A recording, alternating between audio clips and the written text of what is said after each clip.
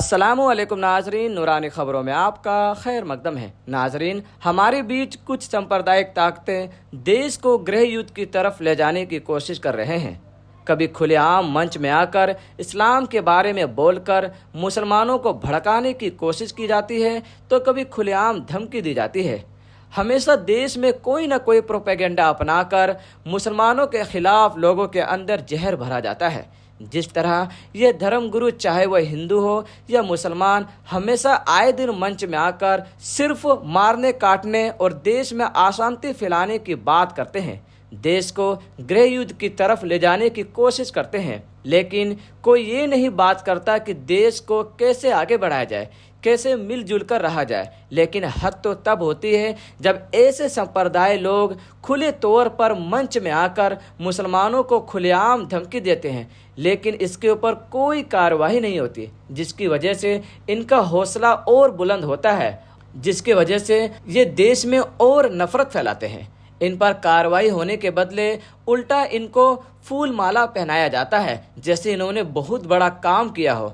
वहीं देश के प्रशासन हाथ पर हाथ रखकर बैठी रहती है, जैसे मानो इनको आगे से ही कुछ ना करने का हुक्म मिला हो। नाजरीन, आखिर कब तक यूं इस तरह के बयान सामने आते रहेंगे? आखिर कब तक पुलिस प्रशासन हाथ पर हाथ रखकर बैठी रहेगी और इन पर सख्त कार्रवाई करेगी, ताकि देश में नफरत ना फैला सके, चाहे वह हिंदू हो या मुसलमान या कोई और धर्म का। आपको तो मालूम ही होगा, देश में जगह जगह रामगिरी महाराज की गिरफ्तारी को लेकर धरना प्रदर्शन चल रहा है, जिसने हमारे प्यारे नबी सल्लल्लाहु ताला अलैहि वसल्लम की शान के खिलाफ गुस्ताखी की, फिर भी उसे अब तक गिरफ्तार नहीं किया गया। और तो और एकनाथ शिंदे ने उसे मंच में बैठाकर खुलेआम धमकी दे दी कि हमारी सरकार इन्हीं के आशीर्वाद से चलती है, इनको छूना तो दूर, इनका कोई बाल भी बाका नहीं कर सकता।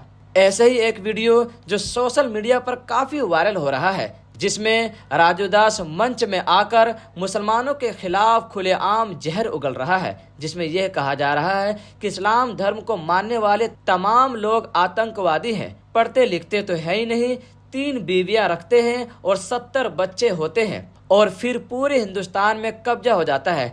नाजरीन, गोधरा कांड के बारे में तो आप जानते ही होंगे। उसी गोधरा कांड की इस मंच में आकर याद दिलाई जाती है और यह बोला जाता है कि एक सैंपल दिखाना है, बस इसकी इजाजत हमें मिल जाए तो गोधरा कांड जैसी सैंपल दिखा देंगे। आतंकवादी कोई दूसरा नहीं है, तो आतंकवादी कौन है? इस्लाम धर्म के मानने वाले। इस्लाम धर्म के मानने वाले वो सब के सब आतंकवादी हैं। वो क्या, वो पढ़ते लिखते तो है नहीं, 3 बीवी 70 बच्चे और पूरा हिंदुस्तान कब्जा करने वाले लोग। रखने शस्त्र लेके चलना पड़ेगा, शस्त्र धारण करना पड़ेगा और शस्त्र घर में रखना पड़ेगा। और चलाना नहीं आता है तो बजरंग दल और दुर्गा वाहिनी के शिविरों में जाओ और जाकर के शस्त्र चलाना सीखो। और मरते समय यदि विपरीत स्थिति आए तो 1 को नहीं 10 को और 10 को नहीं 100 को मार के मरो, तब धर्म बचेगा। हर हिंदू अपने हाथ में शस्त्र लेकर के चले। और ये आज का समय है, आज की ऐसी विभीषिका है। क्यों? उसका कारण हम 2 लाख का मोबाइल हाथ में लेके चल रहे हैं और आगे से पागल कुत्ता आ जाए। ईमानदारी से बताओ, उस पागल कुत्ते से तुम अपनी रक्षा कैसे करोगे? मोबाइल फेंक के मारोगे?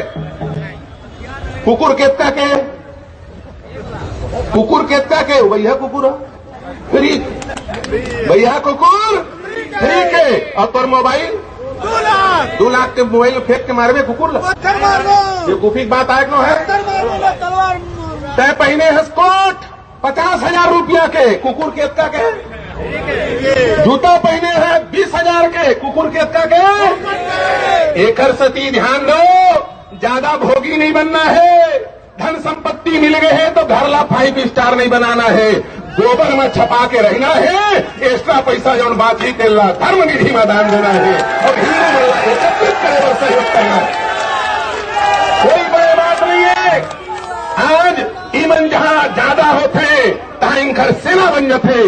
ज्यादा नहीं, हमारे हिंदू मन के केवल 20 बड़े उद्योगपति अपन 90% संपत्ति ला हिंदू ला 1 करे में खर्चा कर दे, हिंदू के सेना विश्व के सबसे बड़े सेना बन जाए। ऐसी कई बातें मंच पर खुलेआम करते हैं। मुसलमानों को मारने काटने की धमकी दी जाती है, फिर भी प्रशासन कोई एक्शन नहीं लेती। हाँ, अगर इसकी जगह कोई मुसलमान होता तो तुरंत अब तक एक्शन ले लिया जाता और वह सलाखों के पीछे होता। जैसे मुफ्ती सुलेमान अजहरी, जिसको एक छोटी सी बयान पर अब तक जेल में रखा गया, लेकिन यहाँ तो पूरा का पूरा पिंडारा है, फिर भी कोई एक्शन नहीं लिया जा रहा है।